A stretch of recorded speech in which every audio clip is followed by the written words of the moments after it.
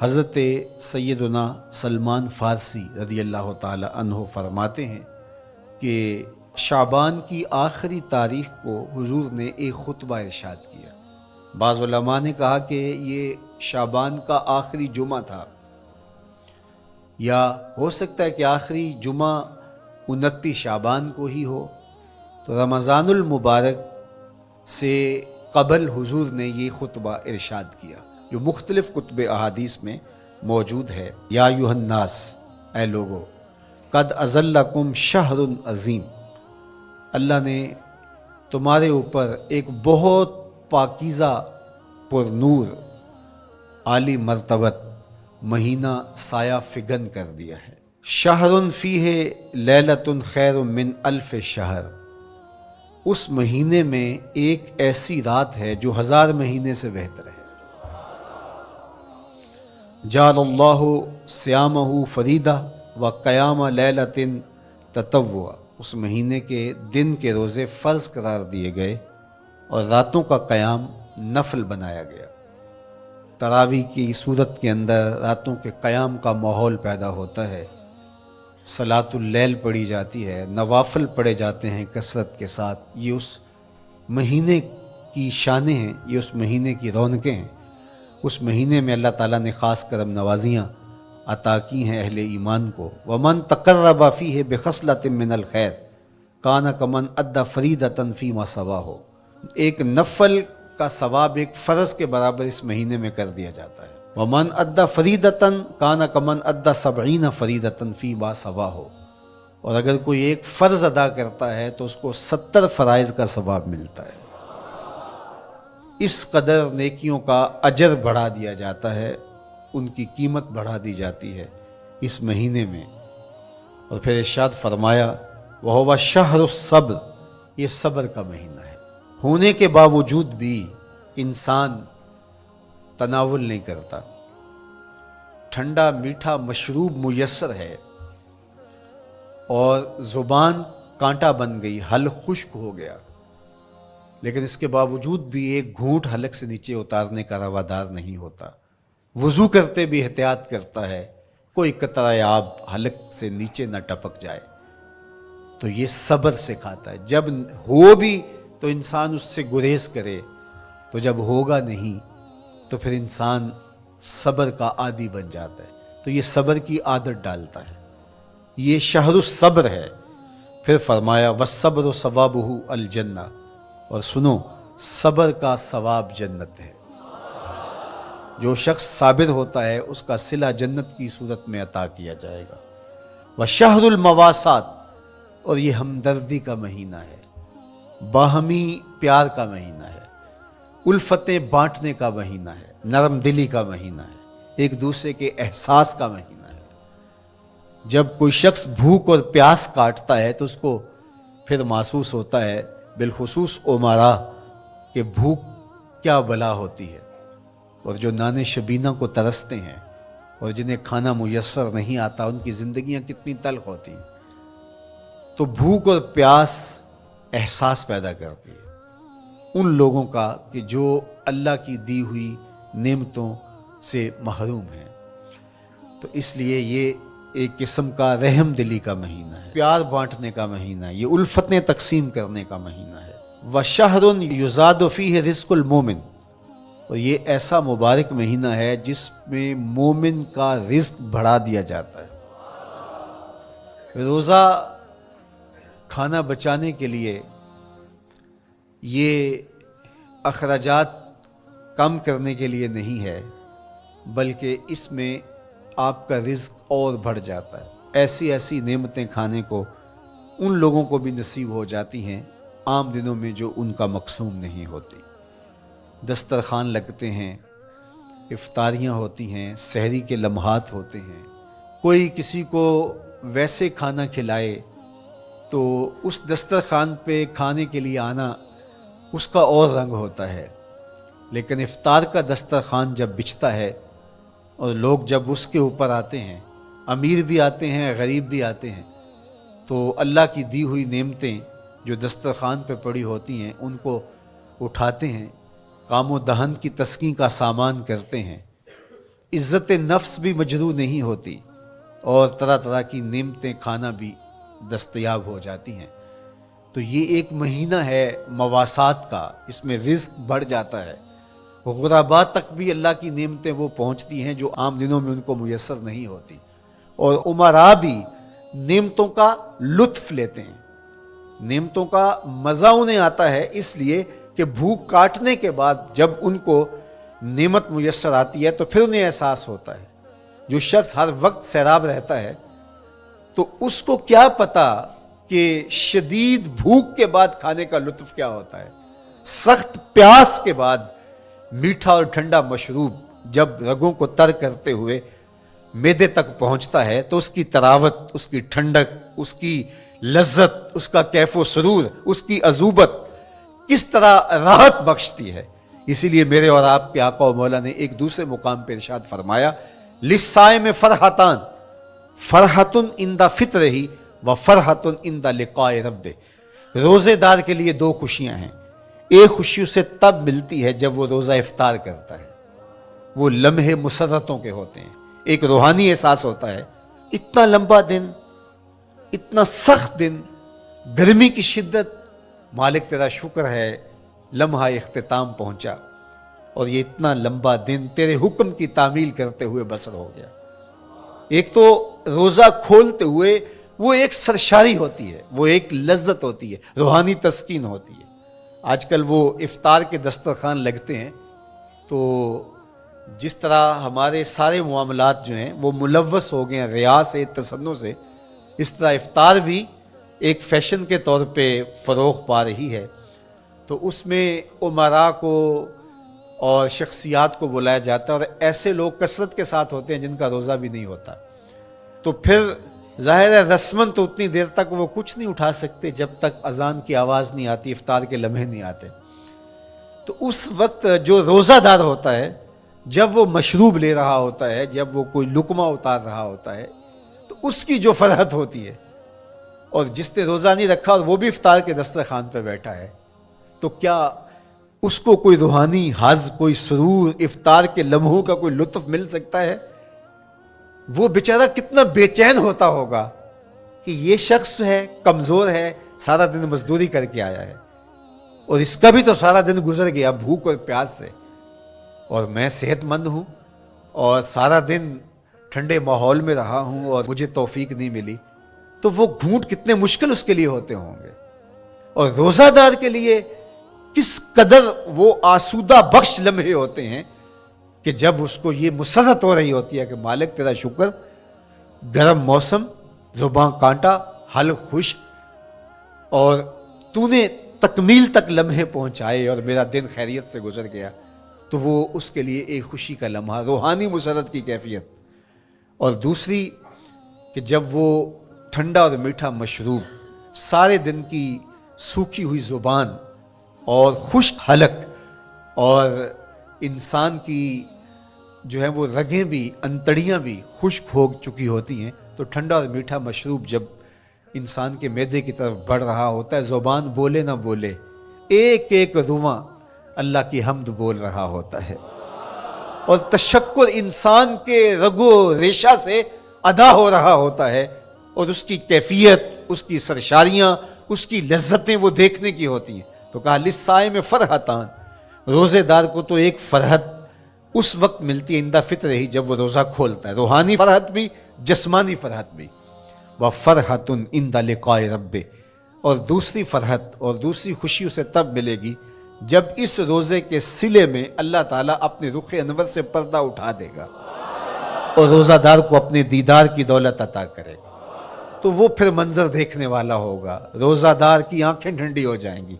असल इफ्तार तो वो होगी ना, अल्लाह अकबर, असल तो शरबत दीदार मिलेगा जो रूह की प्यास बुझा देगा, जो मन की भूख मिटा देगा। तो कहा लिस्साए में फरहतान, फरहतुन इंदा फित्र ही व फरहतुन इंदा लिकाए रब्बे। रोज़ादार के लिए दो खुशियां हैं। एक खुशी वो है जब उसके जिस्म की प्यास बुझती है, और एक खुशी तब मिलेगी जब रूह की भूख मिटेगी, जब मन की प्यास बुझेगी, और फिर वो सरशारियों के आलम में देखता ही चला जाएगा और वो सैराब ही नहीं हो पाएगा کہ میں ان دو آنکھوں سے دیکھ رہا ہوں، کاش کہ لو لو دے مڈ لک لک چشمہ، ایک کھولا تے ایک کجا ہوں. وہ اس آرزو میں ہوگا کہ میرا رواں رواں آنکھ بن جائے اور میں اس دیدار سے فیضیاب ہوتا چلا جاؤں. تو وہ کیا لمحے ہوں گے، وہ کیا گھڑیاں ہوں گی، وہ کیا ساعتیں ہوں گی. کوئی لفظ نہیں ہے جن لفظوں میں ان حقیقتوں کو بیان کیا جا سکے، اس لیے کہ وہ منظر ہی وراء الورا ہوگا. تو روزہ دار کو فرحت ملتی ہے جب وہ روزہ کھولتا ہے. فرمایا وَشَهْرٌ يُزَادُ فِيهِ رِزْقُ الْمُؤْمِنِ، اس میں مومن کا رزق بڑھا دیا جاتا ہے. وَمَنْ فَطَّرَ فِيهِ صَائِمًا كَانَ مَغْفِرَةً لِذُنُوبِهِ، جس نے روزہ دار کا روزہ افطار کروایا.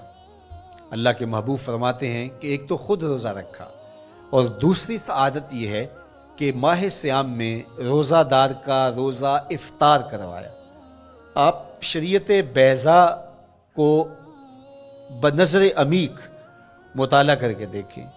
ماہ صیام میں بہت زیادہ اس بات پہ زور دیا گیا ہے کہ روزہ افطار کرواؤ. اپنے گھر میں بیٹھ کر کے روزہ افطار کر لینا یہ بھی سعادت مندی ہے، روزہ نصیب ہو جائے.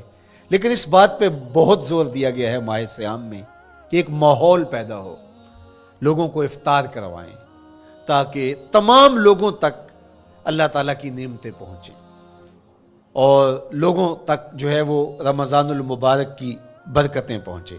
تو ارشاد فرمایا وَمَنْ فَطَّرَ فِيهِ صَائِمًا، جس نے روزے دار کا روزہ افطار کروایا، کَانَ مَغْفِرَةً لِذُنُوبِهِ، تو وہ افطار کروانے والوں کے گناہوں کی بخشش کا ذریعہ بن جائے گا.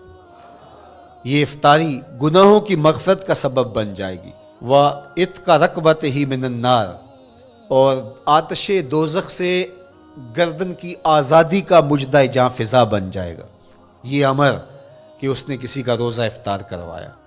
وَقَانَ لَهُ مِثْلُ أَجْرِهِ مِنْ غَيْرِ أَنْ يَنْقُصَ مِنْ أَجْرِهِ شَيْءٌ، اور روزہ افطار کروانے والے کو روزہ رکھنے والے جتنا اجر ہی دیا جائے گا، لیکن روزہ رکھنے والے کے اجر میں بھی کوئی کمی نہیں واقع ہوگی.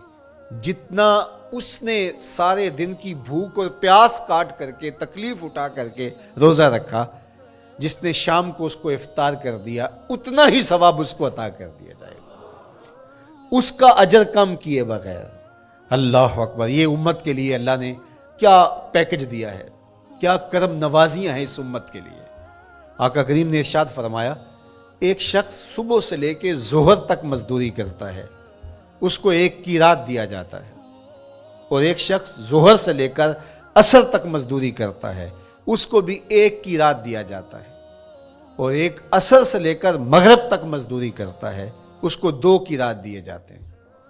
فرمایا پہلی مثال یہود کی ہے، دوسری مثال نصارہ کی ہے، اور تیسری مثال میری امت کی ہے.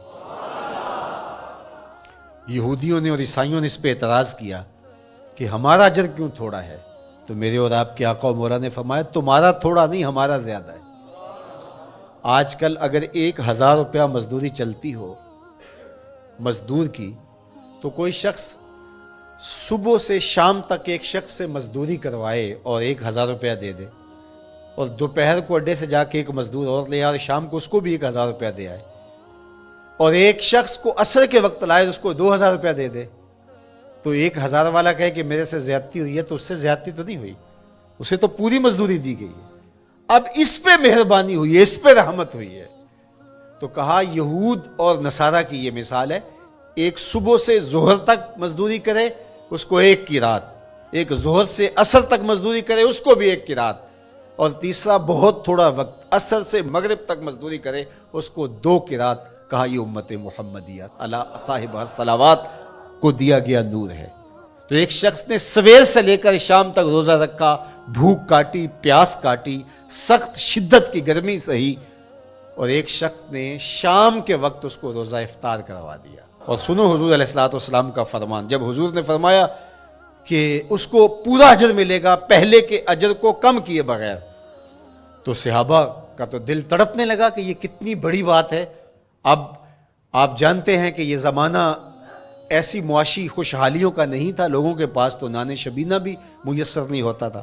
تو صحابہ نے جو سوال کیا، قالوا یا رسول اللہ صلی اللہ علیہ وسلم، انہوں نے کہا اے اللہ کے پیارے رسول صلی اللہ علیہ وسلم، لیسا کلنا یجد ما یفطر الصائم، ہم میں سے تو ہر بندہ یہ طاقت نہیں رکھتا کہ روزہ دار کو روزہ افطار کروا دے، تو یہ اتنی بڑی سعادت، تو یہ تو پھر اہل زر ہی یہ سعادت حاصل کر پاتے ہیں، ہمارے جیسے لوگ تو پھر جو مال و دولت نہیں رکھتے تو وہ تو پھر یہ سعادت نہیں حاصل کر پائیں گے۔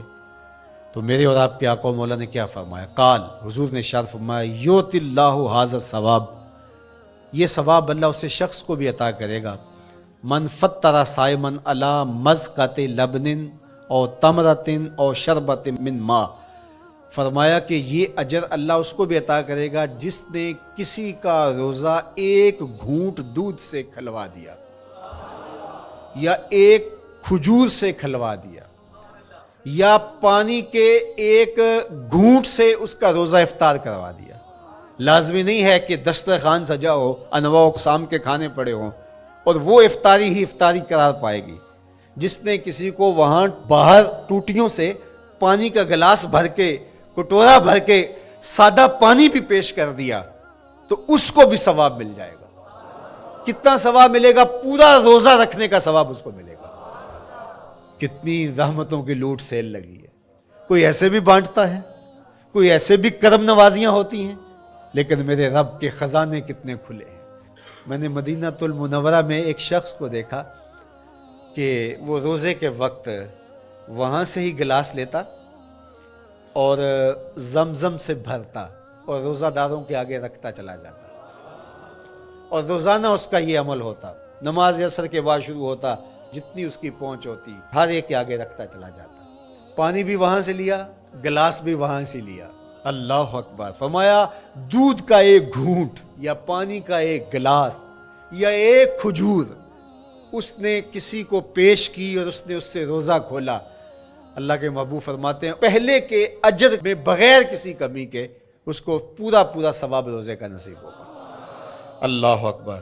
اب سنو، پھر حضور نے ارشاد فرمایا ومن اشبع صائما، اور جس نے صحیح اہتمام کے ساتھ روزے دار کو اچھا کھانا کھلایا، اچھی پرتکلف افطاری دی، سقاہ اللہ من الحوض شربتا لا یظمأ حتی یدخل الجنہ، اس کو حوض کوثر سے ایسا جام ملے گا کہ اس کو کبھی پیاس نہیں ملے گی یہاں تک کہ جنت میں چلا جائے گا۔ اللہ اکبر، اس کو کوثر کے جام نصیب ہوں گے حشر کی گرمی میں۔ اور آپ کو معلوم ہے، علماء سے آپ نے بارہا سنا ہوگا کہ جام کوثر جس نے ایک بار پی لیا پھر 50,000 سال کے دن میں اس کو دوبارہ پیاس نہیں لگے گی۔ یہ جام کوثر کی خصوصیت ہے۔ فرمایا وَهُوَ شَهْرٌ أَوَّلُهُ رَحْمَةٌ، یہ وہ مہینہ ہے جس کے پہلے 10 دن رحمت ہیں اور اس کا درمیانی عشرہ مغفرت ہے، وَآخِرُهُ عِتْقٌ مِّنَ النَّارِ، اور اس کا آخری عشرہ جو ہے وہ آتش دوزخ سے نجات کا ضامن ہے۔ فَاسْتَكْثِرُوا فِيهِ مِنْ 4 خصال، کہا کہ 4 کام اس مہینے میں کثرت کے ساتھ کرو۔ خصلتان ترضون بہما ربکم، 2 کام تو وہ ہے جس سے تم اپنے رب کو راضی کرو گے۔ وخصلتان لا غنا بکم عنہما، اور 2 کام ایسے ہیں کہ ان سے بے نیاز نہیں ہو سکتے تو وہ تمہیں کرنے پڑیں گے۔ اما الخصلتان اللتان ترضون بہما ربکم، وہ 2 خصلتیں، 2 کام جن کے ذریعے سے تم اپنے رب کو راضی کر سکو۔ فشہادت اللہ الہ الا اللہ، وہ گواہی دینا ہے لا الہ الا اللہ، وتستغفرونہ، اور تم کثرت سے استغفار کرو، اللہ سے بخشش مانگو۔ یہ 2 کام تم نے کرنے ہیں۔ وَأَمَّا الْخَصْلَتَانِ اللَّتَانِ لَا غِنَىٰ بِكُمْ عَنْهُمَا، اور وہ چیزیں جن بغیر تمہیں چارہ نہیں ہے۔ فَتَسْأَلُونَ الْجَنَّةَ وَتَعُوذُونَ مِنَ النَّارِ، اللہ سے جنت طلب کرو اور دوزخ سے پناہ مانگو۔ تو یہ 2 کام جو تمہاری ضرورت ہے تم اس مہینے میں کثرت کے ساتھ